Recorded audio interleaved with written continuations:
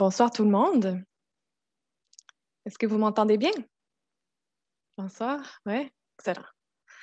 Alors bonsoir, bienvenue à la Fête des semences de Montréal, qui est organisée par Cultiver Montréal et présentée par Espace pour la vie. Mon nom est Julie, je serai votre animatrice pour cette merveilleuse conférence. Je reconnais des visages, bonjour, à nos fidèles.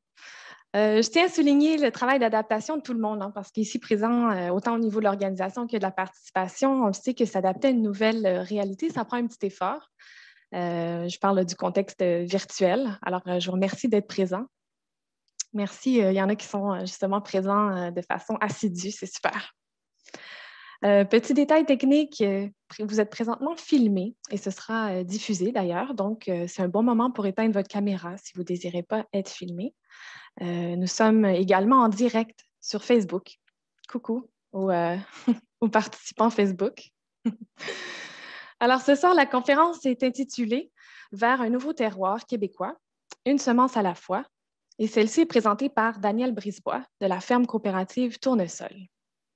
Alors, sans plus tarder, laissez-moi vous présenter Daniel Brisebois de la ferme coopérative Tournesol, pour qui son projet préféré, c'est son mélange d'immortels. Vous avez commencé à cultiver un mélange d'immortels, puis vous les avez laissés se polliniser elles-mêmes.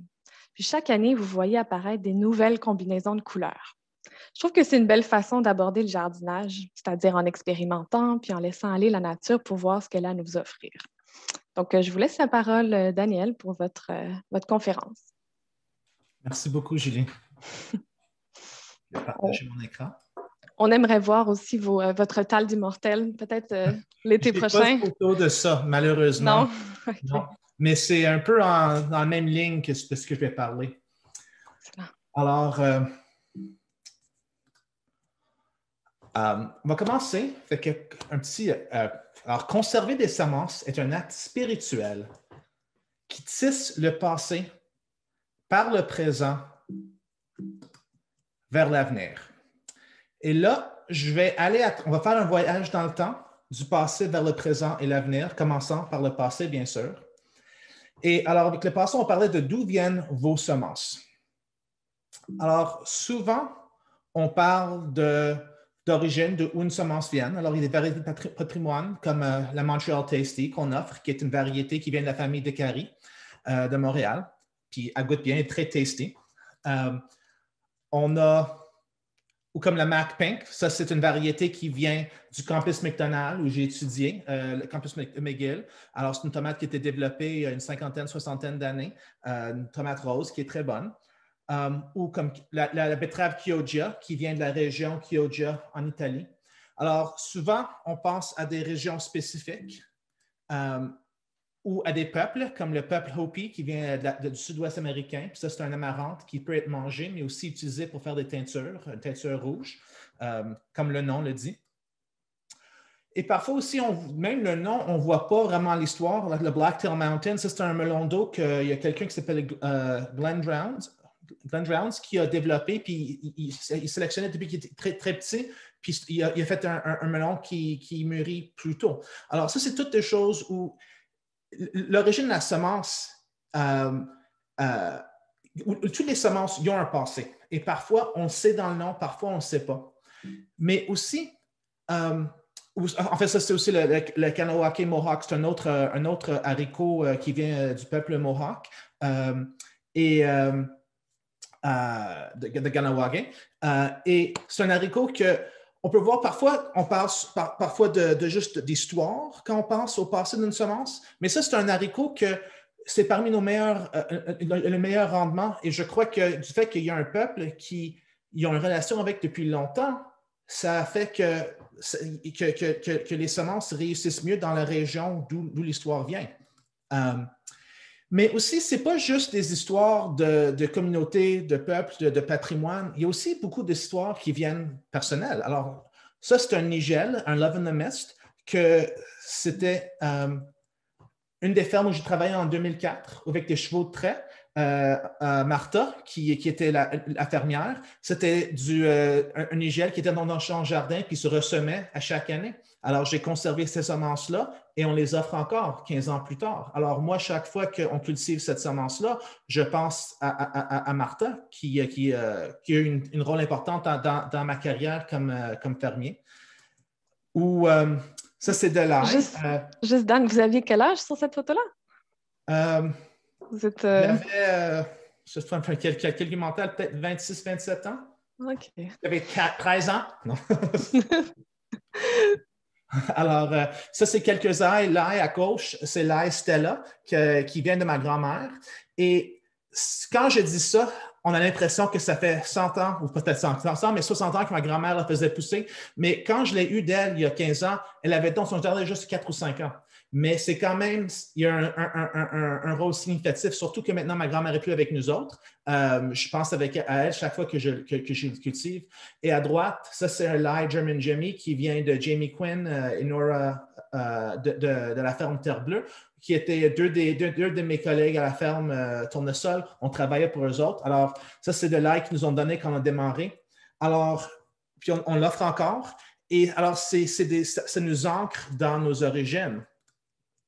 Et ça, c'est un tabac. Puis en fait, ça, c'est la première culture que j'ai jamais conservée.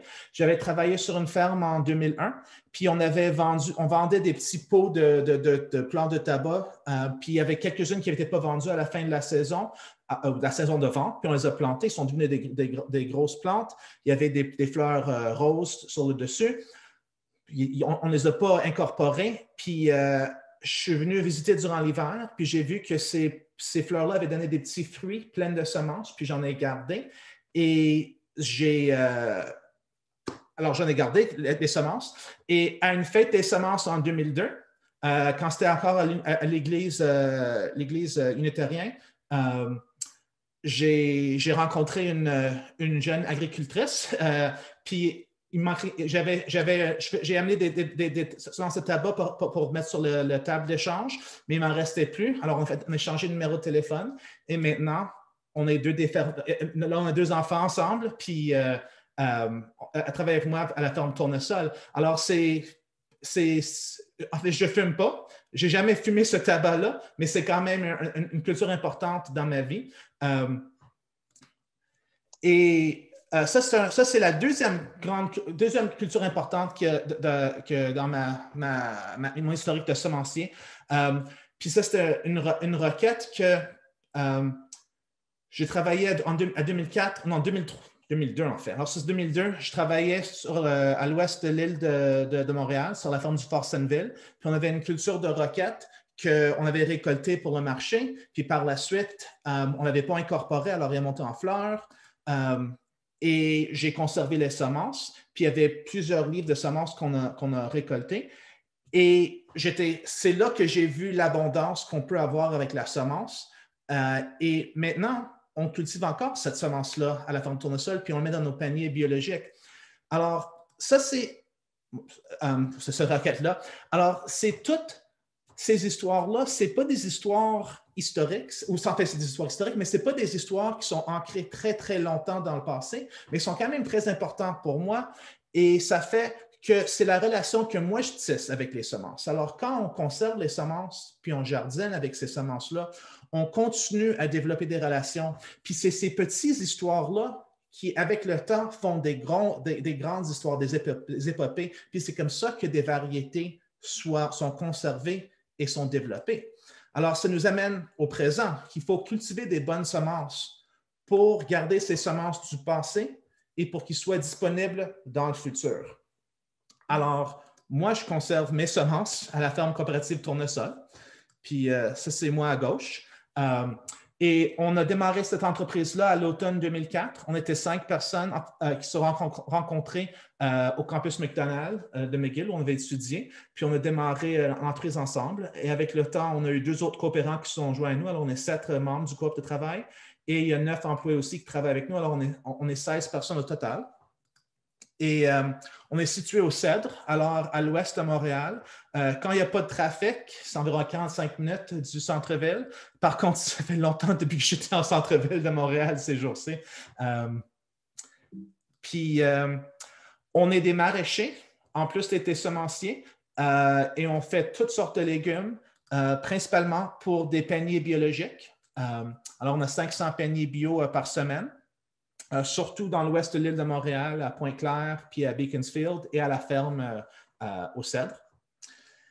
Puis là, on va aller regarder quelques-uns des légumes dans nos champs. Alors ça, c'est une nocère.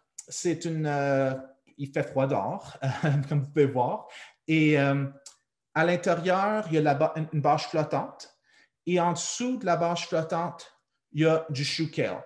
Alors ça, c'est du chou kale qu'on aurait planté à l'automne et qu'on récolte à l'automne pour mettre dans nos paniers de bio.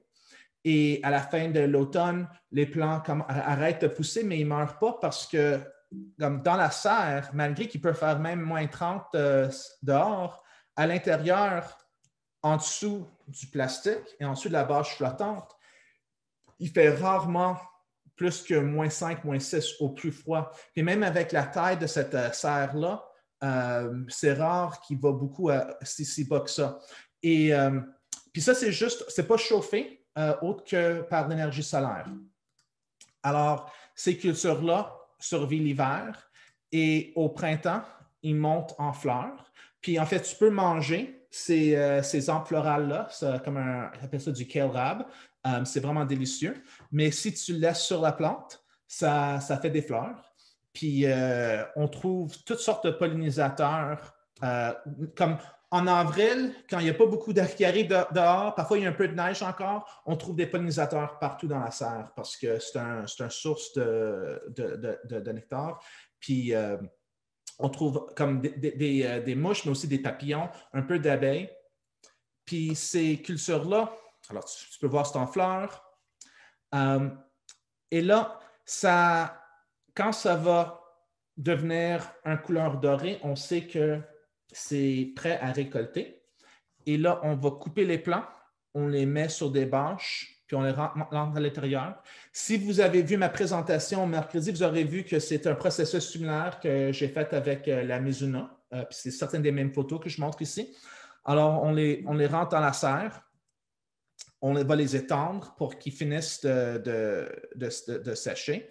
Puis après, on peut les battre en les pilant dessus pour séparer la semence.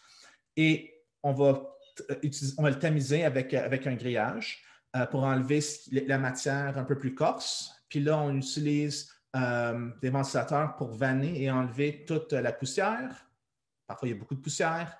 Puis ça nous laisse la semence assez propre. Alors ça, je vais juste retourner dans les photos puis en parler un peu. Alors, ça, c'est un processus que c'est comme ça qu'on fait pousser de la semence, mais il y a beaucoup de choses qui arrivent à chaque stade. Comme à la stade où les plants sont à ce stade-là, on va regarder, puis s'il y a des plants qui n'ont pas l'air comme le plant mère, on va les éliminer pour garder la génétique, pour que ça nous donne ce qu'on désire. S'il y a des plants qui sont vraiment faibles, on va les éliminer. Puis parfois, c'est la génétique du plant. Parfois, il est dans une mauvaise place, puis il n'est pas chanceux, puis il n'a pas eu un peu de fertilité, mais je veux garder une population qui est assez forte. Puis aussi, alors, j'essaie d'unir 10-20% de la population pour assurer que le reste est bonne. Et ça, c'est une étape vraiment importante quand on conserve des semences parce que si tu ne fais pas de choix, tu laisses un peu le hasard diriger où la semence va aller et tu peux perdre des traits qui sont importants. Alors, c'est toujours important quand tu conserves des semences que tu fais des décisions de qu'est-ce que tu veux que ça a l'air, puis de maintenir ces étapes-là. Puis c'est le rôle principal du semencier ou la semencière. Et aussi d'autres choses, ici, on va récolter le kale à plusieurs reprises. Alors, quand on récolte, ça nous donne aussi une autre chance de sélectionner. Puis, ça, c'est l'avantage d'être un maraîcher et semencier, c'est qu'on touche les mêmes plants à plusieurs reprises, puis on les voit d'un autre point de vue que si on était juste semencier, parce qu'on sait comment on veut que ça produise. Okay, alors là, on retourne à des semences. Puis en fait, pour Non. Ouais. On retourne à des semences qui sont propres. Et là, on va toujours les bien étiqueter. On a quelques autres machines qu'on va utiliser pour les nettoyer, mais je n'ai pas de photos. Mais ça, ces photos que vous voyez là de semences, il y a une crucifère comme du kale ou la mizuna sur le nord, en haut de l'écran, des poids en bas. Ça, c'est sans machine. Ça, c'est juste avec vanner et tamiser qu'on réussit à le rendre à ce niveau-là. Alors, c'est des technologies qui existent, le vent, puis surtout, les agriculteurs, les paysans utilisent ces techniques-là depuis des dizaines de milliers d'années pour nettoyer des semences. Puis même dans des grosses moissonneuses-batteuses, c'est la même technologie qui sont là, juste un peu plus mécanisée. Alors, par la suite, on va les ensacher dans des semences, dans des sachets. Et là, on va mettre notre kale sur notre site web. Puis ça se peut que certains d'entre vous commandez de chez nous. Et si oui, je vous remercie grandement. Et sinon, je vous invite à venir visiter notre site web. On a des semences qui vont sur des présentoirs. Alors ça, c'est un peu ce qu'on fait comme semencier. Et c'est comme ça qu'on continue la relation avec les semences qu'on a eues du passé.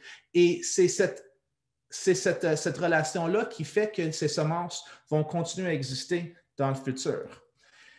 Et dans certains cas, c'est vraiment incroyable ce qui peut arriver. Alors ça, c'est des navets, des rabioles. Et quand on a commencé la ferme, pour notre premier été, on a acheté 1 livre de semences de rabioles. Puis ça nous a coûté comme 4,50 $. Alors ça, c'est beaucoup de semences dans un livre de rabioles. Et c'est pas très cher. Alors, on avait semé ces rabioles-là, puis on a utilisé la même semence pendant quelques années. Puis, à l'automne, on gardait des rabioles pour survivre l'hiver, pour manger durant l'hiver. Et au printemps, j'avais remarqué que quelques-unes avaient l'air, comme quelques-unes étaient encore en bon état, puis avaient commencé à faire des petites racines. Alors, je les ai plantées parce que je suis toujours curieux de voir qu'est-ce qui va arriver. Puis, voir comment les fleurs vont avoir l'air, comment les semences vont se propager. Alors, j'ai planté les rabioles. On a eu beaucoup de fleurs, puis on a eu une bonne récolte de semences. J'étais assez impressionné. Puis à l'automne, ou comme début août, quand on a semé nos rabioles d'automne, on a semé un rang de notre semence, puis un rang de la semence qu'on avait achetée. Puis on a fait ça un peu, c'était pas intentionnel, mais on l'a fait. Puis ce qu'on a vu, il y avait vraiment une grande différence entre les 2 rabioles. Alors, les rabioles à droite, les 2 rabioles qui sont là, c'est la semence achetée. Puis la rabiole à gauche, c'est celle qu'on avait produite nous-mêmes. Puis ce qu'on a vu, c'est que les rabioles qu'on avait issues de notre propre semence étaient un peu plus rondes, les couleurs étaient plus vives, les racines étaient plus beaux, mais aussi les feuillages avaient moins de maladies, qui étaient en meilleur état. Puis on avait fait une sélection en choisissant les meilleures racines pour entreposer, comme ce qu'on n'aimait pas, on n'avait pas en récolté, mais on n'avait pas fait cette sélection-là en fonction de on veut faire avoir la semence. On a juste choisi ce qui était un beau rabiole. Et c'était assez pour avoir un impact l'année d'après. Alors, il faut dire que quand tu commences avec la semence qui coûtait 4 $ le livre, ce n'est pas une semence de la plus haute qualité. Alors, c'est facile de faire des grands avances assez vite. Puis c'est ça le cas qu'on a eu. C'est une génération de sélection, c'était amélioré. Puis ce que j'ai découvert environ une quinzaine d'années plus tard ou 10 ans plus tard, c'est que ces semences de ces rabioles-là, ça vient du côte ouest des États, puis elle est utilisée comme une culture fourragère pour des vaches. Alors, les humains ou les compagnies de semences, ils achètent cette semence-là qui n'est pas chère du tout, comme une culture fourragère, pour vendre à usage humain. Alors, il n'y a pas de sélection qui est faite. Alors, c'est une culture qui n'est pas entretenue et vite, j'ai pu, dans une génération, améliorer la génétique. Alors, certaines cultures que si tu achètes tes semences d'un semencier qui prend beaucoup de soins pour entretenir la variété, ça se peut que tu commences avec quelque chose d'assez bon, puis tu ne vas pas voir des changements aussi dramatiques dans une génération. Mais si tu gardes la semence chez vous, tu vas le changer. Ça se peut que c'est l'allure, l'apparence, mais aussi c'est la manière que tu vas récolter ton sol, le météo, tout ça va avoir une influence sur cette semence, puis ça ne va pas être la même semence après que tu as passé quelques années avec. Puis c'est pour ça qu'il faut prendre le soin de bien faire la conservation de semences. Par contre, c'est comme tu peux aussi, quand tu apprends à conserver des semences, il ne faut pas penser au futur. Il faut penser maintenant que tu fais ça, n'ayez pas peur, tu fais des essais, ça ne dérange pas si il y a trop de croisements, c'est le fun de faire ça. Mais à long terme, c'est tes choix que tu fais qui vont influencer cette semence-là. Alors ça, c'est un laitue, une feuille de chêne rose qu'on a acheté d'une compagnie de semences encore dans notre première année. Puis on avait acheté une douzaine de laitues et c'était celle-là qu'on aimait le plus. Puis on l'aimait parce qu'il était assez résistant à monter en fleurs, puis il n'était pas trop actif, il était un peu plus tardif. Alors on aimait ces deux traits-là de cette laitue-là. Puis la plupart des laitues qu'on avait en première année, on ne les a pas recultivées l'année d'après. Puis on a gardé cette laitue pendant quelques années. Et une année, on a acheté toujours la semence, la même compagnie. Puis une année, quand on a acheté la semence, originairement était blanche, mais la semence qu'on a reçue était noire. Puis ça, c'est quelque chose qu'on a pensé peut-être, c'est pas la même semence. Puis quand on l'a cultivée, on a vu que c'était une feuille de chêne qui était un peu plus orangée, puis un peu plus hâtive. Alors, c'était pas la même feuille de chêne. Puis on a contacté la compagnie de semences, puis ils nous ont dit qu'ils avaient changé de fournisseur. Et on avait un restant d'un sachet. Alors, l'année d'après, on a conservé ces semences-là. Et là, on garde cette variété-là. Puis ça, c'est une variété qui s'appelle juste feuille de chêne rouge. Il n'y a même pas un nom autre qui est descriptif. Puis il ne vient pas d'une région de la France ou c'est pas une variété de patrimoine, mais c'est une variété qui est importante pour nous. Puis si on n'avait pas conservé cette semence-là, on ne l'aurait plus. Puis on aurait besoin de trouver d'autres semences qui sont bonnes. Puis il y en a d'autres qui sont bonnes, mais c'est le moral de cette histoire, c'est que quand tu conserves des semences, c'est comme ça que tu vas les garder, qu'ils soient disponibles pour le futur. Puis avec ça, ça nous amène à l'avenir. Alors, on a regardé un peu le fait que les semences viennent de toutes sortes de places dans le monde, mais aussi ils viennent de notre propre histoire. Puis là, c'est dans le présent, il faut les entretenir pour qu'ils soient disponibles dans l'avenir. Puis là, avec l'avenir, je vais parler de comment on bâtit un nouveau terroir. Puis je vais parler un peu de développement de variétés, puis comment changer des choses. Alors là, je vais vous introduire 3 variétés qu'on a développées sur notre ferme. Alors, un, c'est les piments forts Carrot Bomb. En 2005 ou 2006, on avait acheté des semences d'un piment fort qui s'appelle la carotte bulgare. C'était comme un cayenne, mais orange, et un peu moins fort qu'un cayenne. C'était vraiment un beau piment. Mais parmi les centaines de plants qu'on a cultivés, il y en avait une qui était différente. Et il y avait la même couleur, mais une autre forme. Puis je me souviens même plus c'était quoi la forme. Mais moi, quand je vois des choses différentes dans le jardin, plutôt que d'être choqué puis de me dire le semencier ou semencière qui a produit cette semence-là, il a fait une mauvaise job, j'étais un peu excité parce que je voulais voir c'était quoi. Parce que s'il y a une plante qui est différente, il y a 2 options. Soit que le semencier a mélangé 2 variétés par accident.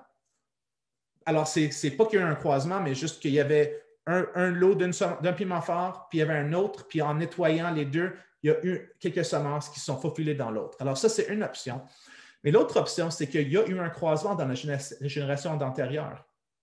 Et dans ce cas-ci, alors, j'ai conservé la semence, puis je l'ai reproduite l'année d'après. Puis si c'était juste un mélange accidentel de 2 lots séparés, ce que j'avais conservé l'année d'après serait vraiment toute la même chose, ou presque toute la même chose. Mais ce que j'ai reçu, c'était une diversité de toutes sortes de piments. Alors, tu peux voir certaines comme celle en bas à gauche. Ça, c'est proche de la plante, de les plants mères. Puis, je pense qu'en haut à gauche ou en haut à droite, c'est un peu ce que j'avais trouvé dans comme celle qui était différente. Mais ça, c'est tous 6 différents phénotypes qui étaient là. Alors, tu peux voir, c'est écrit F3 dessus. Quand il y a un croisement, on appelle la première génération du croisement génération F1. Et en général, tous les F1 sont assez identiques. entre eux, pas avec les parents. Mais quand tu conserves la semence, tu ressèmes, ça c'est la F2, c'est la deuxième génération. Puis la F3, ça c'est la troisième génération. Alors ça, c'est 2 générations après que j'ai commencé à sélectionner. Et j'ai aimé beaucoup ce qui était en haut à droite, ce qui était rond. Alors, j'ai commencé à sélectionner pendant plusieurs années. Puis là, on a notre mélange de bombes carottes, des carrot bombs. Puis j'ai nommé ça par rapport, c'est aussi une rouge qu'on appelle des cherry bombs, une piment fort italienne qui est disponible un peu partout. Alors, ça, c'est le carrot bomb. Puis, ce qui est le fun, c'est qu'il est beaucoup plus hâtif que comme le parent originaire, la carotte bulgare, était quand même un piment fort hâtif, puis le carrot bomb est plus hâtif parce que j'ai toujours sélectionné les plants qui étaient les plus hâtifs, puis elle produit beaucoup de fruits, alors il est vraiment bon pour notre climat. Puis il n'est pas trop fort, comme il était assez fort. Là. Si tu connais les Scoville, c'est environ 30 000 Scoville, ce qui est un peu moins fort qu'un Cayenne, mais quand même beaucoup plus fort qu'un jalapeno, mais ce n'est pas du tout fort comme un habanero. Mais c'est comme une bonne force pour mettre en marinade puis manger entier. Puis aussi, c'est fun de mélanger. Là, ça, c'est les rouges, c'est des cherry bombs. Les bruns, c'est des chocolate cherry bombs. Puis les verts sont juste pas matures. Puis alors, mais ça fait une belle mélange dans une chopine au marché ou dans un can, là, comme des conserves. Alors, ça, c'est une variété qu'on a développée puis qui existe maintenant à cause de nos sélections. Là, je vais vous parler du tatsoi arc-en-ciel. Puis, le tatsoi, c'est comme un chou chinois plat. Ce n'est pas une culture traditionnelle au Québec, mais c'est quelque chose qui se trouve dans beaucoup de mesclun puis de salades. Puis ça prend 4 semaines pour être prêt à récolter comme feuille bébé. Alors, j'avais 2 cultures que je pensais étaient 2 espèces différentes. Il y avait un Yukina Savoie qui est un type de tatsoi. Puis j'avais une autre culture avec des feuilles roses. Puis je pensais que c'était 2 espèces différentes. Mais j'ai découvert, quand j'ai conservé les semences des 2, qu'en fait, quand j'ai utilisé la semence que j'avais conservée, j'ai vu qu'en fait, que c'était la même espèce. Parce qu'il y a eu des croisements. Puis ça, je n'ai pas les parents, là, mais ça, c'est les croisements qu'il y avait eu. Il y avait 20% de la population ressemblait à ceci. Puis alors, j'étais surpris que la semence était contaminée. Puis d'un côté, je ne pouvais pas la vendre. Comme ça, on avait déjà une compagnie de semences, alors je ne pouvais pas la vendre sous le nom qui était supposé être parce que le monde qui l'aurait acheté aurait eu une 20% de contamination. Alors, de ce côté-là, j'étais déçu. Mais de l'autre côté, j'étais vraiment excité parce que je trouvais ça le fun. Et j'ai commencé à sélectionner ces plants-là pour avoir des couleurs un peu plus prononcées. Et alors, ici, ça, c'est ce que ça a l'air un peu maintenant.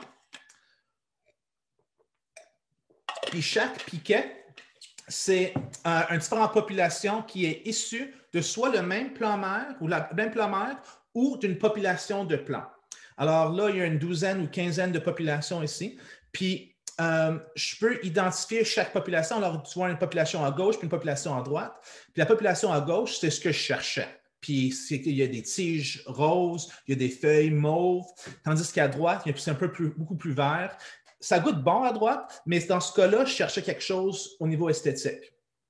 Puis, alors, si j'élimine les plants à droite, puis dans le temps, plutôt dans les générations, les plants qui étaient éliminés, on les enverrait au marché, on les met dans nos paniers essais.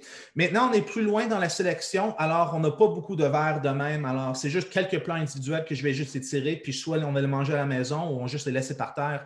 Mais en éliminant ce qu'on n'aime pas, c'est juste les plantes qu'on aime qui montent en fleurs, puis ils vont se croiser pour donner de plus en plus de ce qu'on aime. Puis, alors, j'ai appelé ça un tatsoi arc-en-ciel. De plus en plus, il est de plus en plus mauve. Alors, peut-être arc-en-ciel, ce n'est pas le bon mot exactement. Mais une chose qui est le fun, c'est qu'une année, habituellement, on semet ça, habituellement, on le sème début mai, puis on le plante, on le récolte mi-juin, fin juin, une belle grosse tête.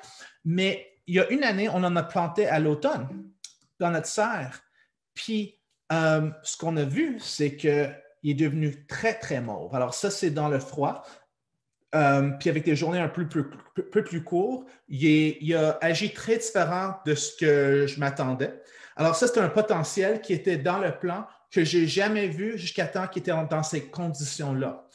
Puis ça, c'est quelque chose qui est important, c'est que quand on n'est pas dans les bonnes conditions, on ne sélectionne pas pour ces choses-là. Parce que en fait, je suis certain que celles qui étaient un peu plus mauves à ce stade-là sont probablement plus mauves ici. Mais ce n'est pas avec cette optique-là que je faisais cette sélection-là. Par contre, je trouve ça vraiment, vraiment beau. Puis si j'avais vu ça au début, je n'aurais pas appelé ça une tattoo arc-en-ciel parce qu'il n'y a pas vraiment un arc-en-ciel dans ça. Mais c'est comme un bonus avec le processus. Puis là, il y a un autre. Puis le troisième projet que je vais parler, c'est nos radis d'hiver, nuit écarlate et nuit améthyste. Et alors, ce dernier projet, celle de cette tattoo-là, c'est commencé un peu par hasard, qu'il y avait quelque chose que je voulais, je voulais conserver une semence. En fait, les deux projets dont je voulais parler, c'est un peu au hasard que j'ai trouvé quelque chose qui est différent, puis j'ai fait des sélections par la suite. Avec ce projet-ci, je voulais faire un croisement intentionnel. Alors, j'ai pris un radis melon d'eau. Alors, ça, c'est le radis vert à l'extérieur, rose à l'intérieur. Puis je l'ai croisé avec le radis noir, qui est un radis noir à l'extérieur, radis blanc à l'intérieur.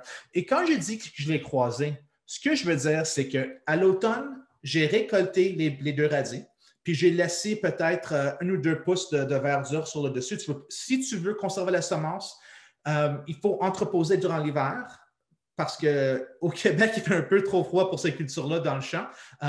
Mais il faut les entreposer. Puis si on coupe trop en ligne avec le dessus de la racine, on va abîmer le point de croissance. Alors, je laisse 1 ou 2 pouces de verdure pour que ça repousse.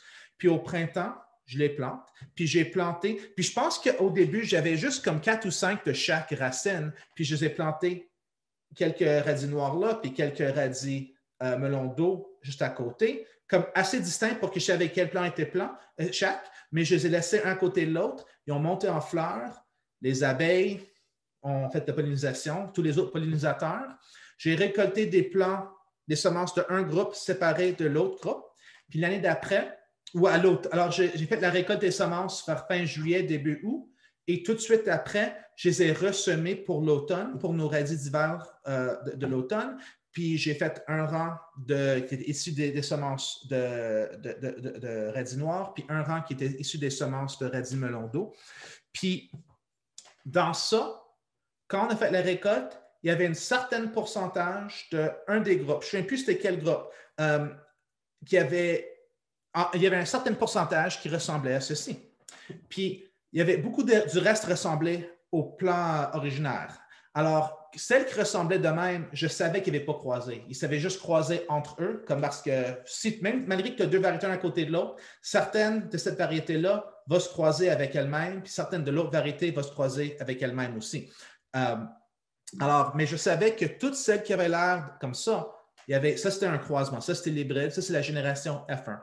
Puis, c'était pas ce qui est le plus beau, je dirais. Moi, j'appelle ça des radis moufettes parce que c'est un peu noir et certaines sont blanches, là, mais il y a un peu plus de couleur. Mais je savais qu'il y avait un croisement. Puis la génération F1, c'est pas nécessairement ce que les générations par la suite vont avoir l'air. Alors, j'ai conservé cette semence-là. L'année d'après, je les ai replantées. J'ai conservé la semence, puis je l'ai ressemée. Puis là, j'ai eu toutes sortes de diversités quand j'ai récolté. Puis de totalement blanc de l'extérieur juste à l'intérieur, à des choses qui étaient similaires au plan mère. Mais aussi, tu peux voir, il y a des différentes couleurs qui n'étaient pas dans la génétique initiale. Puis, alors, tu vois ici aussi. Alors là, ça, c'est un peu du type que je cherchais. Noir à l'extérieur, puis je pouvais voir, il y avait une couleur à l'intérieur. Puis avec les sélections, c'est ça que je voulais vraiment. Alors moi, je voulais un radis noir à l'extérieur qui était rouge à l'intérieur. Je n'étais pas certain si c'était possible parce que certaines combinaisons qui vont pas marcher, mais je voulais essayer. Puis je l'ai réussi. Ce n'est pas encore stable. Dans nos semences, il y a de 40 à 70 qui est stable. Puis je devrais dire qu'on n'en a pas cette année. Je devrais vous prévenir. On a eu des problèmes de récolte avec la canicule, alors on n'a pas eu assez pour vraiment en vendre beaucoup. Alors, mais je vais vous en parler quand même. Alors, celle du milieu, ça c'est notre nuit écarlate. C'était vraiment ce que je cherchais. Mais quelque chose qui est intéressant, c'est qu'on a aussi commencé à trouver des variétés qui étaient mauves à l'intérieur. Puis ça, si on retourne à l'origine, il n'y a pas de mauve dans ça. Mais quelque part, caché dans cette génétique-là, la combinaison des deux a déclenché cette chair mauve. Alors, ça, c'est ce que j'ai fait. J'ai pris 2 radis différents, je les ai plantés un à côté de l'autre, je les ai laissés polliniser. J'ai eu quelque chose de différent, puis j'ai sélectionné ce que je voulais. Alors, c'est quelque chose que vous pourriez faire en arrière-cours à Montréal. Ce n'est pas quelque chose qui prend un bac en agronomie ou qui prend une ferme, mais c'est quelque chose qui est très facile. Puis quand on conserve la semence, on fait ça tout le temps. Comme ça, c'est assez dramatique parce que tu vois les résultats, mais quand tu conserves les semences puis tu choisis les meilleurs plants, tu es toujours en train de guider l'évolution du plant. Puis c'est comme ça que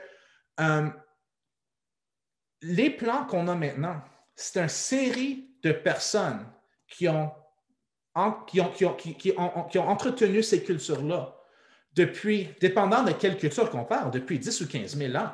C'est continu. Puis ces jours-ci, il y a des Monsanto, puis toutes sortes de grandes compagnies de semences, ou même des petits semenciers comme nous autres, ou les autres semenciers que vous avez peut-être vus durant les foires aux questions, qui offrent des semences, mais ça, c'est des semences qu'on a présentement. On les entretient, mais ils ont un historique puis une origine loin au-delà de nous autres, avant nous autres. Puis s'il n'y avait pas du monde qui avait mis beaucoup d'amour puis avait pris soin de ces cultures-là, on ne les aurait pas maintenant. Alors, c'est vraiment important de souvenir que ces cultures-là existaient avant nous. Puis, il y a du monde, il y a des peuples indigènes partout dans le monde que depuis 10-15 000 ans qui entretiennent ces cultures-là. Puis, il y a toutes sortes de personnes qui ont mis des contributions. Puis, c'est comme ça qu'on a un terroir, puis c'est comme ça qu'on a des cultures, puis une agriculture. C'est à cause d'individus. Puis que tu sois maraîcher ou tu sois jardinier, on a un rôle à jouer dans ça. Alors, conserver des semences est un acte spirituel qui tisse le passé par le présent vers l'avenir. Et maintenant, c'est à vous de conserver des semences, puis à participer à cet développement de nouveaux terroirs. Alors, il suffit de commencer juste avec une culture, puis c'est ça. Alors, là, je vais vous remercier. Puis, moi, j'écris aussi un blog qui s'appelle Going to Seed. C'est en anglais, mais j'écris à propos de semences. J'écris aussi à propos de feuilles de calcul puis la rentabilité de maraîchage. Mais si vous voulez lire d'autres sur les semences, vous pouvez aller là. Puis, si vous êtes intéressé à savoir plus sur la ferme Tournesol, on a un site web. Puis aussi, on est sur Instagram, Facebook, les réseaux sociaux. Et là, ça me ferait plaisir d'arrêter de partager mon écran pour le moment, puis de peut-être répondre à des questions ou peut-être te laisser la parole, Julie. Oui, oui, absolument. Ben, merci pour cette présentation. Votre expertise est vraiment remarquable, hein. Je vous lève mon chapeau. C'est super chouette. Je suis sûre que je ne suis pas la seule à avoir trouvé que c'est vraiment très, très, très intéressant. Là, j'ai vu les commentaires dans le chat. Super intéressant. D'ailleurs, je pourrais juste vous lancer une première question, mais j'ai déjà noté des questions de certains participants aussi. Comment votre métier a évolué au fil du temps? Parce que là, je constate que vous êtes vraiment à un niveau quand même super professionnel. Est-ce que ça a toujours été quelque chose qui vous intéressait? Est-ce que vous voulez nous amener un petit peu là, dans votre commencement? Comment ça a été? Alors, moi, j'ai grandi un peu comme... Je n'ai pas grandi sur une ferme, j'ai grandi, mais on avait toujours un grand jardin. Puis j'étais un peu forcé à travailler dans le jardin. Puis ce n'est pas quelque chose que je voulais faire du tout. Et quand c'était le temps d'aller à l'université, je savais que je voulais aller en génie. Puis j'avais un intérêt pour l'environnement, mais j'étais étudié en génie agricole. je n'étais pas du tout intéressé en agriculture, mais étudier en génie agricole, ça ouvre la possibilité de travailler avec les sols, puis les qualités de sol surtout, ce que je t'intéressais. Mais en travaillant au campus McDonald, en agriculture, je commençais à apprendre un peu sur ce sujet-là, puis j'ai commencé à travailler sur des fermes durant l'été, et j'ai tombé en amour avec l'agriculture. Et au début, je ne pensais pas aux semences, mais il y avait une autre ferme proche, comme quand je travaillais sur une ferme dans le sud de l'Ontario, il y avait une autre ferme avec beaucoup d'apprentis, puis tous les apprentis sur cette ferme-là étaient vraiment intéressés dans les semences. Puis, à force d'entendre parler, je suis devenu intéressé. Et au début, alors dans ce temps-là, il y avait, comme Jean-Martin n'avait pas encore publié le jardinier maraîcher, puis mais il y avait quand même quelques bons livres en anglais sur le maraîchage. Je pense qu'Yves Gagnon, je ne sais pas s'il y avait son livre encore, là, mais je ne le connaissais pas, mais il y avait Elliot Coleman qui avait un très bon livre sur le maraîchage. Mais il n'y avait pas beaucoup d'équivalents en semences. Il y avait quelques livres comme Semences de patrimoine avait une bonne livre, mais il était vraiment visé pour les jardiniers. Puis j'avais un intérêt pour un niveau un peu plus haut, pour la production de semences en grande quantité de haute qualité. Et j'ai dû apprendre beaucoup au début de moi-même, mais ce que j'ai découvert, c'est que sur le côte ouest des États, il y avait toutes sortes de semences. Il y avait il y a peut-être 50 ans, ici au Québec, puis dans le nord-est des États, il y avait beaucoup de production de semences de légumes. Mais depuis une cinquantaine d'années, ça a vraiment disparu et ça a déplacé vers l'ouest des États, surtout en Californie, Oregon puis Washington, parce qu'ils ont un meilleur climat pour la production de semences. Il fait moins, en fait, il ne pleut pas durant l'été. Alors, mais il y a une industrie de semences très développée. Alors, j'ai commencé à aller à des conférences là-bas, à rencontrer toutes sortes de semenciers, semencières, et c'est comme ça que j'ai appris beaucoup de choses. Mais ce qui est vraiment important, c'est la pratique. C'est une chose d'entendre parler, mais c'est la pratique d'en travailler beaucoup avec. Alors, moi, j'avais conservé des semences pendant peut-être 7-8 ans quand j'étais parti dans l'Ouest. Puis quand je suis parti dans l'Ouest, puis j'ai rencontré du bon, il y avait un organisme qui s'appelle l'Organic Seed Alliance. C'est surtout eux autres avec qui j'ai parlé, mais il y avait d'autres semencières aussi.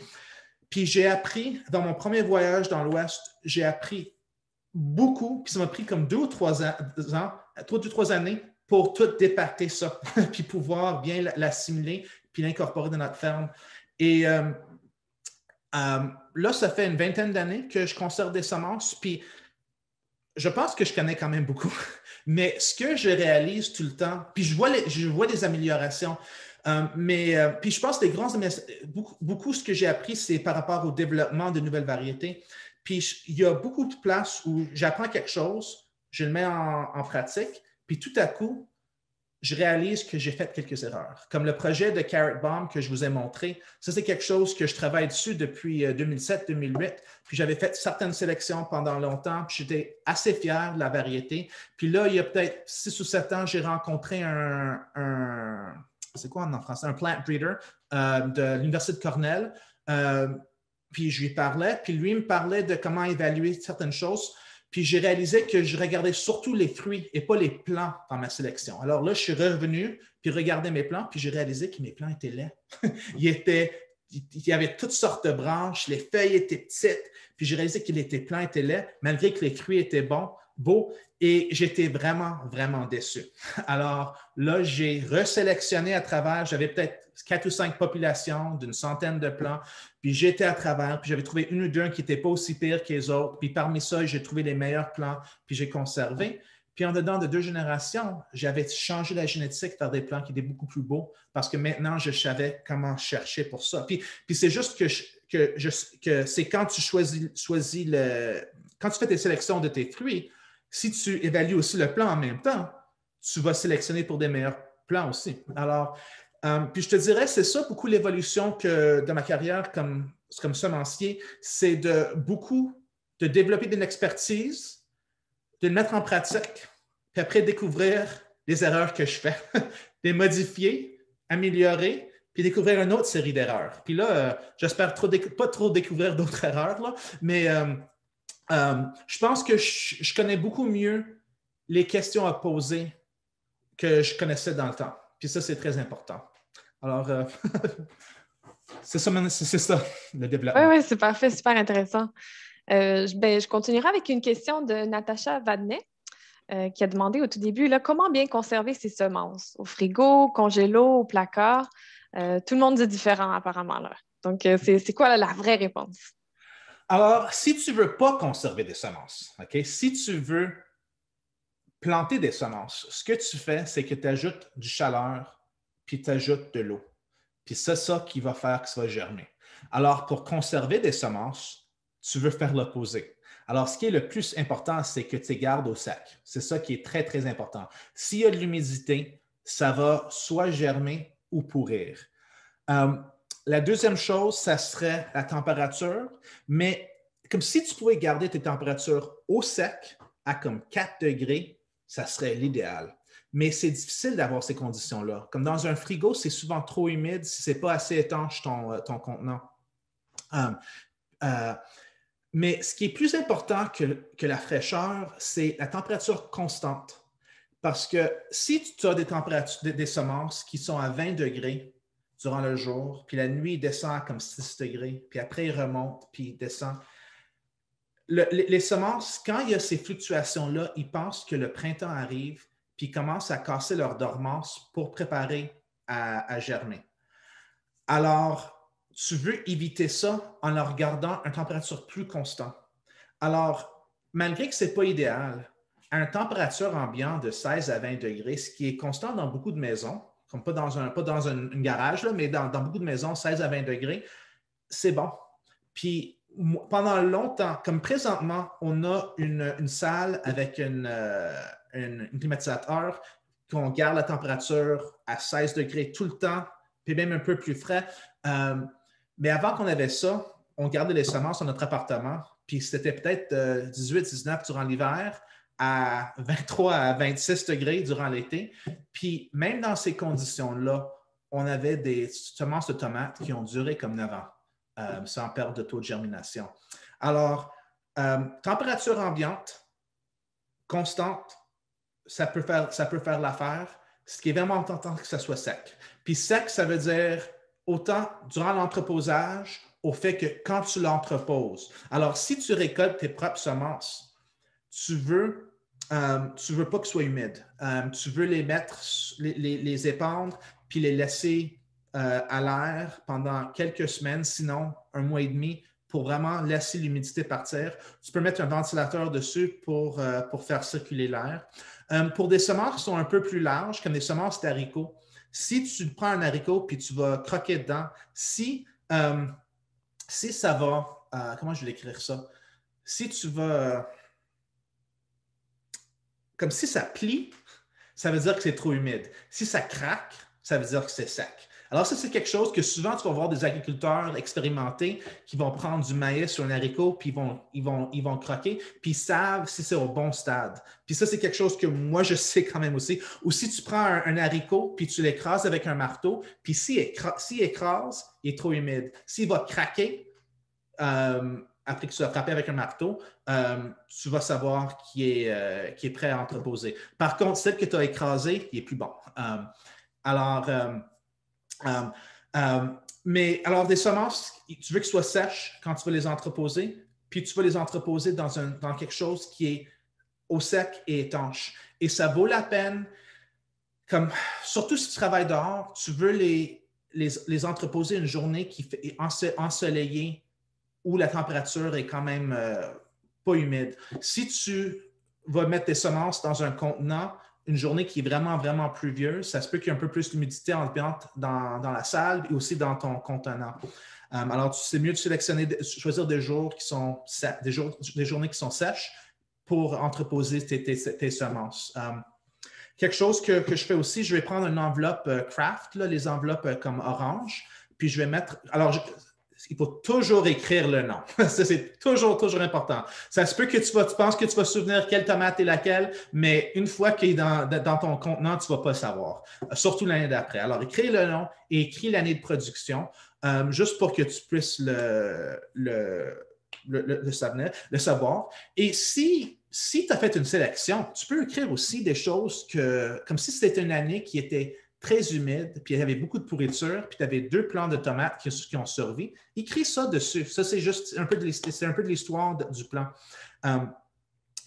Mais c'est l'enveloppe que je parle. Tu mets l'enveloppe dans tes semences, puis tu le fermes. Et quelques semaines plus tard, tu peux sortir ton enveloppe, puis tu peux le jouer avec. Puis si tu peux l'entendre craquer, ça veut dire que tes semences sont assez sèches. Si il est un peu lisse, l'enveloppe, tu as un problème d'humidité et tu sors tout de suite tes semences pour les ressécher. Alors, c'est un indicateur d'humidité assez cheap. Alors, tu peux, ouais, alors ce serait température constante et sec. Parfait, merci. Il y a une autre chose, je vais dire une autre chose, c'est le taux d'humidité en pourcentage plus la température en Fahrenheit devrait être en bas de 100. Alors, si tu as un taux d'humidité de 40 tu pourrais avoir une température de 60 degrés Celsius, Fahrenheit et bas. Ça serait ce qui est l'idéal. C'est un chiffre qui est souvent utilisé. Par contre, température ambiante constante, c'est ce que je cherche. Tu peux y aller. Non, c'est parfait. C'est super précis, en fait. Merci, on prend des notes. Il y a Patrick Marchand qui a la main levée. Est-ce que vous voulez réactiver votre micro pour poser la question de vive voix? On ne vous entend pas, par contre. Je vois que vous avez désactivé votre micro. Ah oui, j'entends. Moi, je ne vous entends pas. Moi non plus, oui. On réessayera plus tard. Vous voulez écrire votre question dans le chat, puis on va la mettre à la suite des autres. J'ai une question aussi de Gabriel Bruno qui demande, avez-vous demandé l'autorisation aux semenciers de reproduire les semences à chaque fois pour pouvoir commercialiser les semences que vous avez sélectionnées? Ça dépend de quelle variété. Certaines variétés sont un peu dans le domaine public, puis tu peux garder ces semences-là il n'y a personne, c'est pas nécessaire de demander la permission. Il y a d'autres variétés qu'on a, comme il y a 2 poivrons qu'on a, la Karma et le Gatherer's Gold. Ça, c'est des variétés qu'il y a un producteur dans le Côte-Ouest d'Oregon, Frank Morton, qui les a développées. Puis c'est des poivrons que j'adore. Alors, je lui ai demandé la permission pour les propager. Et il m'a donné la permission. Puis, autant que possible, on demande la permission. Et peut-être pas autant que possible. Quand ça vient de quelqu'un, on va demander la permission. Par contre, il y a certaines variétés qui circulent depuis longtemps et on peut les conserver. Ouais. Parfait.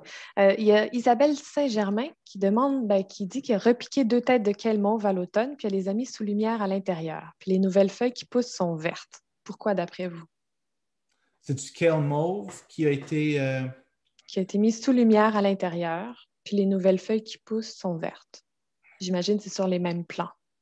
Je n'ai pas une réponse précise pour cette situation-là, mais en général, les plants qui sont mauves, le mauve est plus prononcé avec la fraîcheur quand c'est un peu plus froid. Alors, ça se peut que dans la maison, sont un peu plus confortables. Puis, ça se peut que ça soit ça, mais je ne suis pas 100% certain autrement. Oui, c'est assez précis. Il y a Claire qui demande si le goût du nouveau radis était différent des 2 radis mères. Oui. Alors, le radis noir, il est vraiment piquant. Il est très, très piquant. Le radis melon d'eau est moins piquant et il est beaucoup plus sucré. Alors, notre radis, il est un peu plus piquant que le radis melon d'eau, mais pas autant que le radis noir. Et il est beaucoup plus sucré. Puis il goûte vraiment bon. Moi, je suis vraiment impressionné parce qu'on a sélectionné surtout pour la couleur, un peu moins pour le goût. Mais là, je commence à regarder le goût beaucoup plus. Alors, je suis content qu'il ait été dans cette direction-là.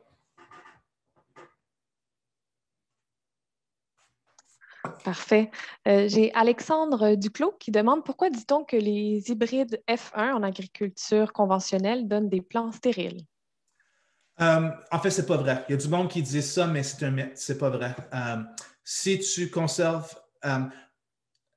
il y a, il peut en avoir, mais c'est rare. Quand on fait des croisements d'hybrides, tu as un plant mâle puis un plant femelle.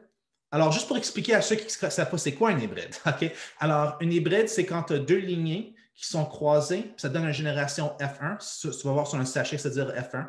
Un peu comme j'ai parlé avec le développement de variétés. Puis cette F1-là, il est très uniforme.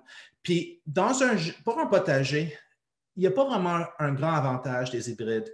Comme maraîcher, il y a certains avantages des hybrides au niveau d'uniformité, surtout quand tu vas avoir une bonne récolte de certaines choses ou certaines résistances aux maladies qui sont vraiment problématiques chez les maraîchers. Mais pour faire un hybride, tu as un mâle puis tu as un femelle et il faut que tu les croises puis que le pollen c'est juste le pollen du plant mâle qui va polliniser la femelle. Et il y a beaucoup de fleurs que le même plant peut avoir mâle et femelle sur le plant. Alors, il faut que tu fasses quelque chose pour les contrôler. Avec le maïs, le femelle, c'est l'épi, puis le mâle, c'est sur le dessus. Alors, si tu veux faire le croisement, tu vas juste couper toutes les fleurs mâles, puis tu sais que tu as eu un croisement du femelle de l'autre plant, parce que les fleurs sont séparées. Mais il y a d'autres cultures comme des oignons ou des brocolis, des carottes, que c'est beaucoup plus difficile parce que les fleurs sont très, très petites, puis les mâles et les femelles sont un à côté de l'autre. Alors, il y a différentes choses qui sont faites. Une des choses qui est faite s'appelle, en français, je ne sais pas c'est quoi en anglais, on appelle ça cytoplasmic male sterility, mais c'est comme sur le plant, tu as un plant que le mâle il est stérile, mais la femelle ne l'est pas. Alors, il ne va pas recevoir du pollen d'elle-même. Alors, tu sais qu'il va recevoir du pollen de l'autre plant. Et dans ce cas-là, si tu conserves des semences de ce plant-là, la stérilité du mâle, il va être dans la génération par la suite. Alors, il va devenir stérile si c'est juste elle-même. Mais si tu avais un autre plant mâle que tu laissais croiser dedans, tu vas avoir des semences qui vont venir. Mais ce n'est pas la majorité des semences hybrides qui sont produites de même. Plutôt, les défis avec les semences hybrides, c'est que, disons que c'est un exemple, ce n'est pas un exemple scientifique, c'est juste un exemple pour vous expliquer, mais disons que tu avais une tomate cerise jaune que tu croises avec une grosse tomate rouge. Puis, je ne sais pas qu'est-ce que ça donnerait, là, mais disons que ça donne une tomate moyenne, de taille moyenne orange. Okay? Ça, c'est la génération F1. Si tu conserves les semences de cette tomate-là, la génération F2, tu ne sais pas juste les tomates oranges que tu vas avoir. Tu vas avoir toutes sortes de tomates qui vont sortir comme des plants, comme des différentes combinaisons de la plante mère. Alors, tu vas trouver des tomates cerises jaunes et des grosses tomates rouges, en plus des oranges, mais tu vas aussi trouver des tomates cerises rouges et des grosses tomates jaunes. Alors, il va y avoir toutes sortes de diversité qui va sortir. Ce qui est vraiment le fun. Mais si ce que tu cherchais, c'est une tomate orange, tu vas être déçu. Et alors, c'est la raison pour laquelle ce n'est pas bon de conserver des semences d'hybrides. C'est mieux de commencer avec une variété qui dit pollinisation libre. Alors, pollinisation libre veut dire que c'est une variété que si tu conserves la variété sans qu'il y ait de croisement accidentel, ça va te donner la même chose que tu avais la génération d'avant. Mais si tu veux avoir un projet intéressant, tu peux essayer des semences hybrides. Par contre, moi, je t'encouragerais d'aller plus avec une semence de pollinisation libre. Puis si tu veux faire des croisements, commence avec des variétés de pollinisation libre. Parfois, des variétés hybrides, comme je disais, que le fait qu'il y ait des gènes stériles ou autres, peut rendre ça un peu plus difficile d'avoir un bon résultat. Ça se peut qu'il y ait des problèmes. Souvent, quand on fait des hybrides, dans les plantes, il y a des problèmes de consanguinité qui peuvent être possibles. Puis quand tu fais des hybrides, souvent, tu vas faire deux lignes qui ont vraiment été auto-fertilisées. Alors, il peut être vraiment des problèmes de consanguinité qui existent. Dans la génération 1, ils ne sont pas apparentes, mais si tu commences à garder la semence hybride, tu peux avoir des problèmes plus vite des problèmes issus de ça. Alors, c'est un peu, on rentre dans la science, là, mais alors, ils ne sont pas tous stériles. Parfait. Merci. Il y a Carole Arsenault qui a la main levée. Est-ce que vous aimeriez poser votre question maintenant? Oui, je me souviens plus de ma question. Et mon Dieu, que c'est bête. En tout cas, j'en avais une deuxième. La deuxième, c'était que les semences, pour les conserver, oui, au sec, mais au congélo, est-ce que c'est la stabilité pour le sec, c'est aussi correct? C'est le congélateur? Au congélateur, oui. Est-ce que c'est trop humide? Le congélateur, alors quand tu rentres les semences, il faut qu'ils soient vraiment, vraiment secs. Parce que s'ils ne sont pas secs, les cellules vont éclater. Alors, ça va les abîmer. Mais si tu as quelque chose d'étanche dans un congélateur, ça peut être bon. Par contre, c'est quand tu vas sortir les semences, il faut laisser le contenant vraiment venir à température de la salle avant de l'ouvrir. Parce que si tu l'ouvres puis tu introduis de l'air ambiante, là, quand il va arriver en contact avec les parois qui sont froides, il va y avoir beaucoup de condensation.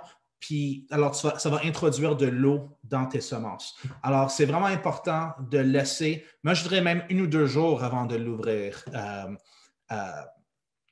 Ouais. Alors, moi, je ne garderais pas des semences dans le congélateur en général, sauf si tu en as beaucoup et tu veux les garder pour plusieurs années. Merci, Dan. Il y a Geneviève Daou qui dit, avec les piments développés, vous avez réussi à influencer l'activité et précocité des plants. Si on veut tenter l'expérience, suffit-il de récolter les semences de légumes les plus précoces du meilleur plant? Oui, oui. Oui, en général, si tu récoltes alors, ce n'est pas juste les fruits, c'est vraiment les plants. Parce que si tu as un plant de tomates, tous les plants ont la même génétique. Alors, que tu récoltes un fruit hâtif ou fruit tardif sur le même plant, c'est la même génétique. Ce qu'il faut que tu fasses, c'est que tu choisis les plants qui ont les fruits les plus hâtifs pour diriger la population dans cette direction-là.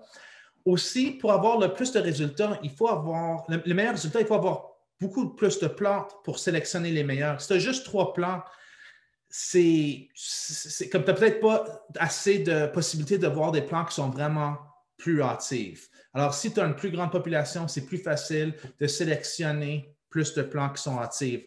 Et c'est un des défis d'être en potager, c'est que souvent, tu n'as pas cette diversité-là.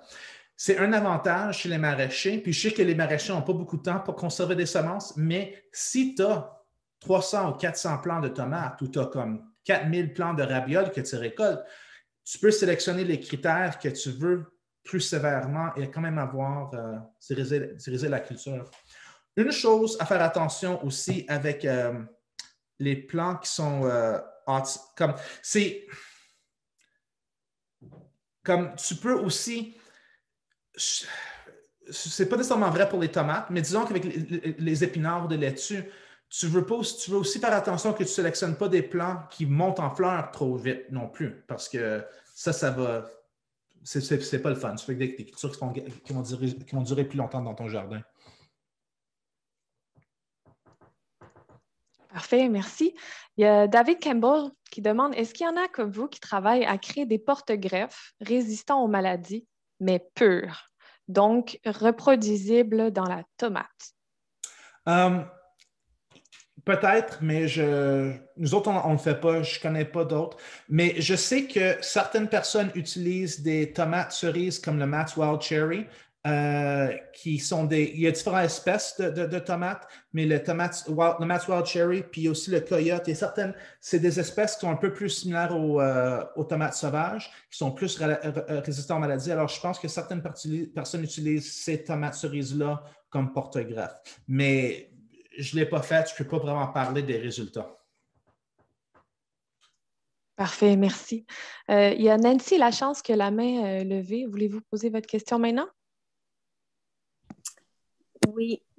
Oui, allô. En fait, j'ai 2 petites questions assez rapides, j'espère. C'est qu'on a eu un automne assez chaud, Donc, moi, j'ai planté mon ail, mes semences d'ail, c'est ma première année. Donc, ils ont quand même levé. Fait que je voulais savoir de un, ça serait quoi l'impact? Parce que tout le monde, toutes les recherches que j'ai pu faire, ça disait que si les feuilles poussent avant l'hiver, que c'était pas bonne chose, mais ils ne disaient pas c'était quoi la conséquence. Et l'autre chose, c'était rapidement, moi j'ai un jardin intérieur, donc je m'amuse à faire la pollinisation de mes poivrons. J'ai des piments d'O'Hill d'ailleurs que j'ai acheté de vous. Et j'ai aussi un piment coréen que je m'amusais à butiner. Mais là, on parle de pollinisation croisée. Puis j'ai aussi avec des concombres. Fait que là, je me dis quel désastre je suis en train de faire. Fait que je veux juste mieux apprendre. OK, alors, la première question, c'est par rapport à l'ail. C'est pas vraiment un grand problème si ton ail commence à pousser. Ça se peut qu'il va devenir un peu plus mauve, les feuilles, ça se peut qu'il meure un peu de le bout, mais ça me surprendrait que ce soit un problème. Il faudrait que ce soit vraiment, vraiment haut comme plan pour que ça abîmé. Mais si c'est juste quelques pouces, j'aurais pas peur de ça. Ce qui est plus important, c'est qu'il y a un bon pays où il y a beaucoup de neige pour pas que les cailleux monte s'il y a beaucoup de redoux. Mais pour les feuillages, je n'aurais pas peur. Par rapport à, alors la deuxième question, c'est, alors tu jardines à l'intérieur, tu as des poivrons, des piments, tu as aussi peut-être des cocombes, c'est ça que j'avais compris? Puis tu vas les butiner pour les polliniser. Alors, je ne suis pas certain que c'est autant nécessaire de faire ça, la pollinisation à la main pour les poivrons. Ça se peut qu'ils vont polliniser eux-mêmes quand même parce que c'est des fleurs parfaites qui sont assez serrées. Par contre, avec le cocombe, c'est nécessaire de polliniser. Si tu ne vas pas conserver les semences, ça ne dérange pas que tu fais ça. Parce que même s'il y a des croisements, tu ne vas pas voir les croisements dans le fruit que tu as là. Alors, si j'avais un piment fort et un poivron d'O'Hill, alors ton piment coréen puis le d'O'Hill, puis tu transmets le pollen de l'autre, un vers l'autre par accident, même s'il y a un croisement dans la semence, le fruit va avoir l'air au plan mère parce que c'est juste comme le fruit, puis l'extérieur de la semence aussi, ça vient des cellules de la génétique de la plante mère. Alors, c'est juste si tu conserves cette semence-là que tu vas voir tu vas voir les différences l'année d'après. Alors, c'est très important de comprendre ça. Puis même avec le poivron, si tu fais ça, ça me surprendrait que tu vois des croisements. Parce que souvent, quand on va essayer de polliniser, ce qu'on fait vraiment, c'est on brasse le plant juste pour qu'elle pollinise elle-même. Avec le cocon, par contre, tu prends vraiment du pollen d'un fleur mâle puis tu l'amènes dans une fleur femelle. Alors, si tu vas dans deux espèces ou deux variétés de la même espèce, tu vas avoir des croisements dans les semences que tu vas conserver. Merci. Il y a Vincent Alde qui demande quelle plante recommandez-vous pour débuter les croisements? Pour débuter les croisements, ça dépend un peu de ton niveau de patience. Alors, moi, j'aime faire le moins possible.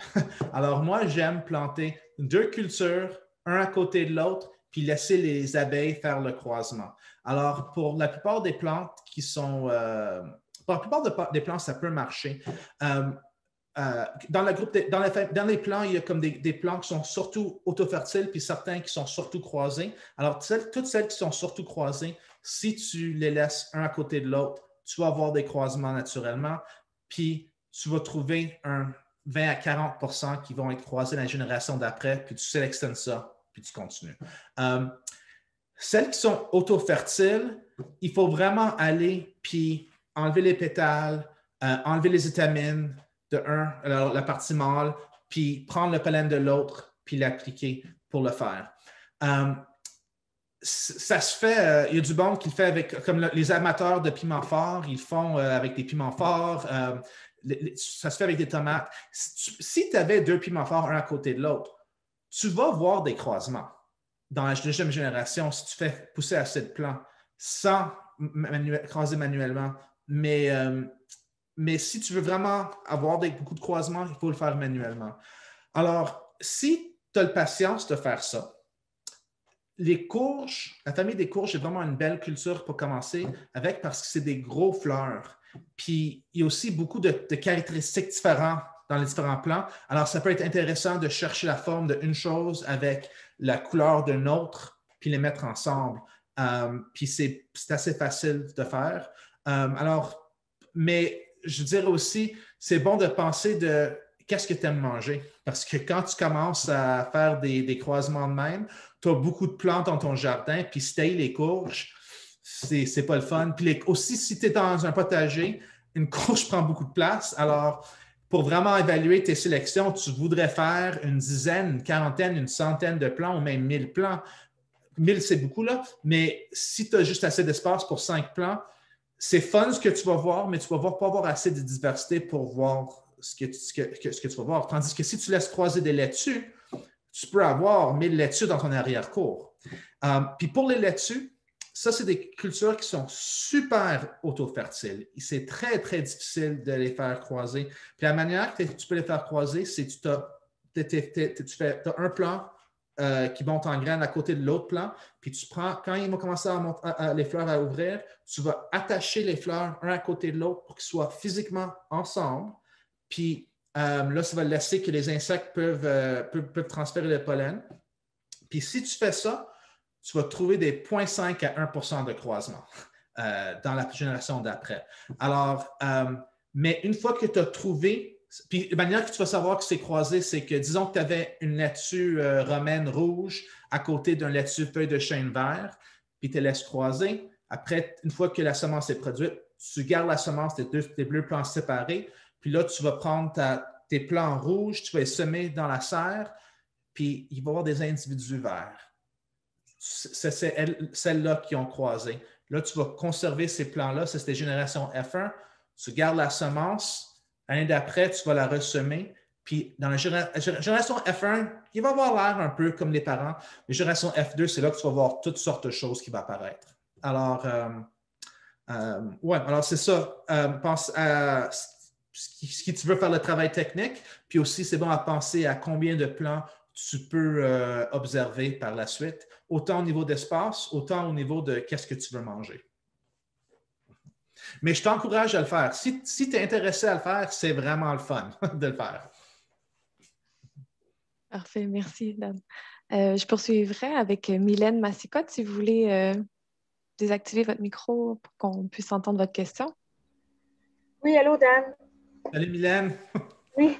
Je voulais savoir, on parlait d'hybride tantôt, puis de toute la panoplie là, d'individus que tu pouvais avoir, mais c'est ça que tu as fait avec les radis. Dans le fond, tu es parti, tu avais un melting pot de différents radis, puis là, tu as sélectionné ceux que tu voulais garder. Ton red meat, puis l'autre, c'était hybride?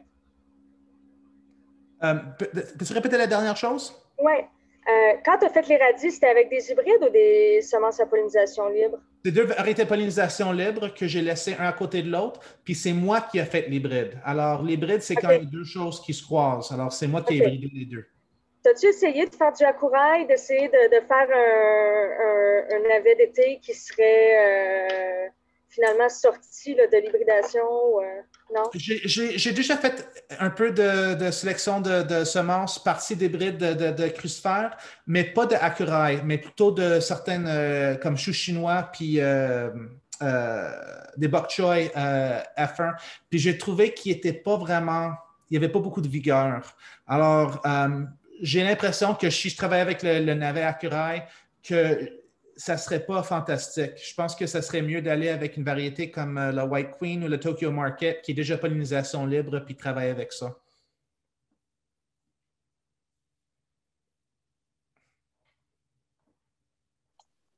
Parfait. Dans le chat, il y avait Patrick Marchand qui demandait, quand tu développes une nouvelle variété, recherches-tu le maximum d'uniformité ou est-ce que tu essaies d'avoir une ressemblance commune tout en conservant le plus de diversité possible? Ça dépend du projet. Alors, puis je dirais que c'est quelque chose de personnel. Alors, ça dépend de l'individu. Je pense qu'il y a un peu 2 stades. Parfois, je fais des croisements, puis je ne sais pas où je veux aller. Alors, ce que je cherche, c'est le maximum de diversité. Parce que si le plus de diversité que j'ai, le plus de chances que je vais voir quelque chose d'intéressant que je pourrais sélectionner puis faire quelque chose d'intéressant par la suite avec. Mais comme avec le radis, avec ça, j'avais un but en tête de où je voulais aller. Alors, j'ai sélectionné certains plans vraiment dans cette direction-là. Par contre, il y avait toutes sortes d'autres choses intéressantes. Puis, il y a peut-être 8 ou 9 autres lignées de radis que je suis en train d'entretenir aussi. Puis, je ne sais pas si je vais faire la mise en marché de ces variétés comme variétés parce que ce n'est pas nécessairement le plus intéressant pour le public, mais moi, je trouve ça intéressant. Puis, il y a certaines que j'essaie d'avoir le plus de diversité parce que je veux voir des choses qui vont me surprendre. Alors, c'est les deux. Par contre, ce que tu avais mentionné aussi, c'est il y a toujours un défi que, comme surtout tôt dans un processus de sélection, ils peuvent avoir juste quelques plants qui ressemblent à ce que tu veux. Puis si tu conserves des semences de juste 3 ou 4 plants, ça se peut qu'il n'y a pas beaucoup de génétique qui est là, puis que tu limites, peut-être tu as les traits de l'apparence que tu veux, mais peut-être des résistances aux maladies, à sécheresse ou autres qui ne sont pas dedans ou reliés au rendement. Alors, c'est difficile. Si tu enlèves en anglais, on parle de bottleneck, là, comme le coup d'un bouteille. Là. Si tu perds trop de génétique, tu ne peux pas le rattraper, sauf en ajoutant d'autres cultures. Alors, si j'avais 1000 radis, puis j'avais 4 ou 5 qui sont exactement comme je veux, je garderais ces plants-là, puis là, je chercherais une vingtaine ou une trentaine qui ont certains traits que j'aime. Soit qu'ils ont la peau noire avec un peu de couleur, ou soit ils sont vraiment, vraiment foncés, mauve ou autre. Puis je vais avoir une population de ces gènes-là, puis je vais réduire la population.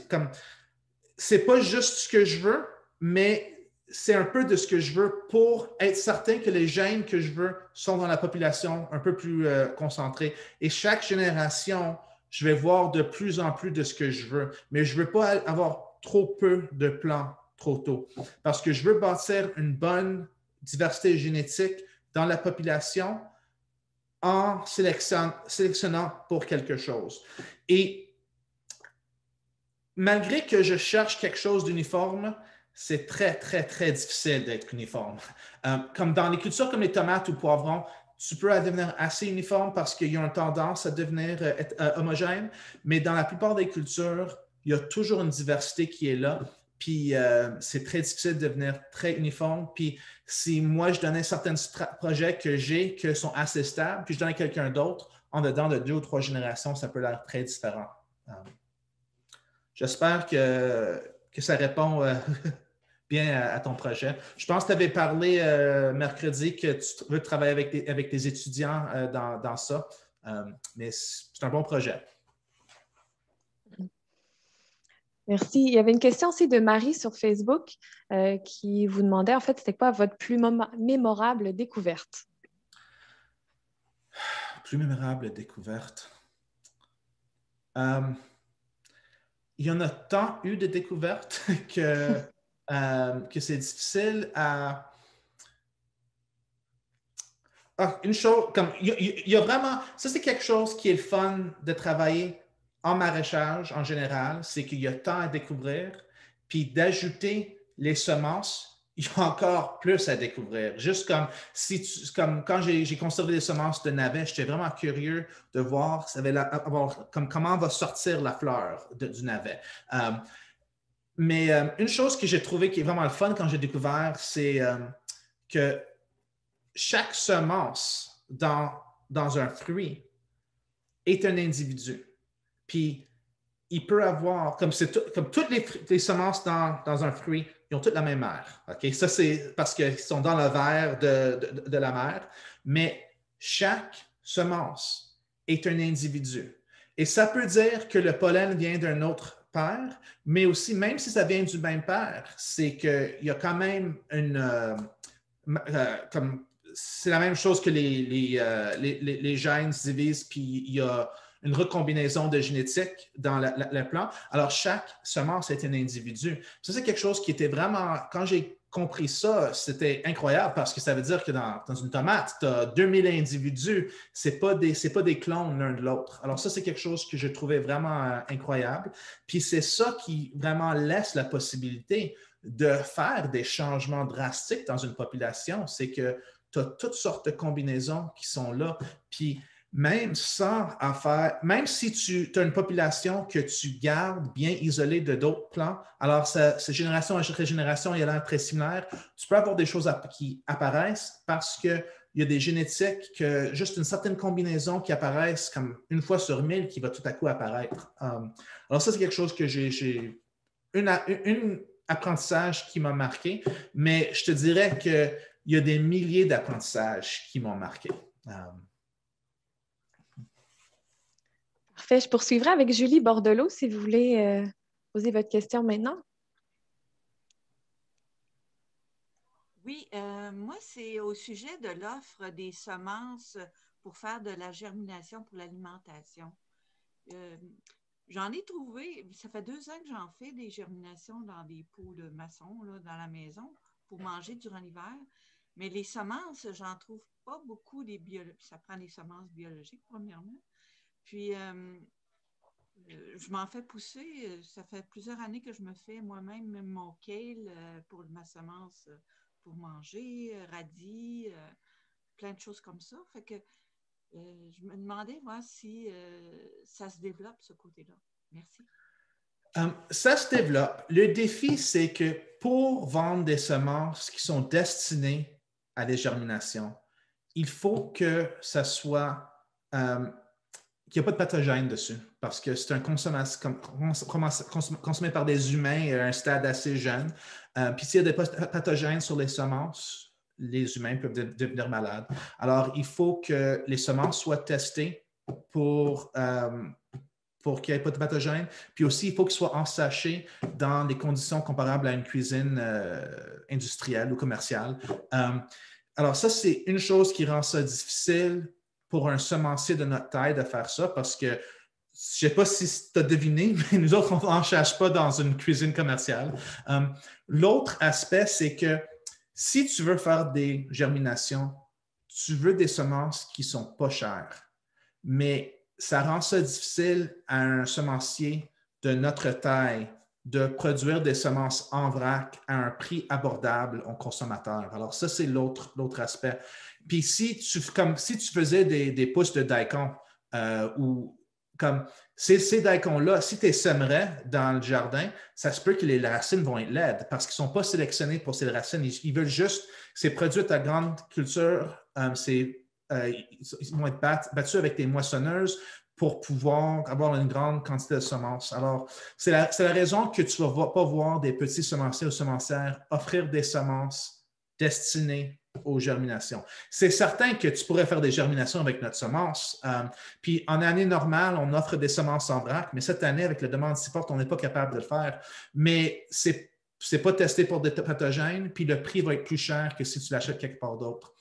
Il y a une entreprise qui s'appelle Mums, M-U-M-M-S, qui est basée au Saskatchewan, qu'eux autres, ils ont une compagnie ils offrent des semences de pousses de germination. Puis eux autres, il y a une certaine quantité qui produisent eux-mêmes, mais ils achètent partout dans le monde, puis c'est de haute qualité. Puis il y a beaucoup d'autres personnes qui offrent des germinations qui, en fait, achètent leurs semences, puis ils vont les ensacher dans leur propre marque pour les offrir. Alors, puis c'est certifié bio, puis ils livrent partout au Canada, puis ils ont un bel site web. Alors, ce serait ce que je recommanderais. Merci. Je pense, Dan, qu'on n'aura pas le temps de répondre à toutes les questions. Je regarde l'heure, il reste environ 6 minutes. Donc, je propose, si tu veux, qu'on inscrive dans le chat ton adresse courriel. Puis, ceux qui ont des questions, vous pouvez le contacter. Juste vous mentionner que Dan est très occupé, hein, que c'est une saison de travail en tout cas, vous êtes toujours occupé, mais encore plus ces temps-ci. Hein? Donc, c'est ça, on vous demanderait d'être bienveillant si vos questions ne sont pas répondues dans la journée que vous l'avez écrite ou dans la semaine, peut-être même. Mais je suis certaine que Dan se fera un plaisir de vous répondre quand le temps sera au rendez-vous. Hein? Oui. Est-ce que Dan, toi, tu avais d'autres slides à nous présenter ou c'est... Je vais retourner à ma présentation. Puis là, je vais finir avec un poème, puis je vais juste expliquer. Alors, c'est en anglais, mais à gauche, ça, c'est des fleurs de chourave qui sont kohlrabi en anglais, mais aussi en d'autres langues, kohlrabi. Alors, K is for Oleracea, holding up its arms like a salute to spring, rallying flies and bees and bugs in anticipation for buds about to open.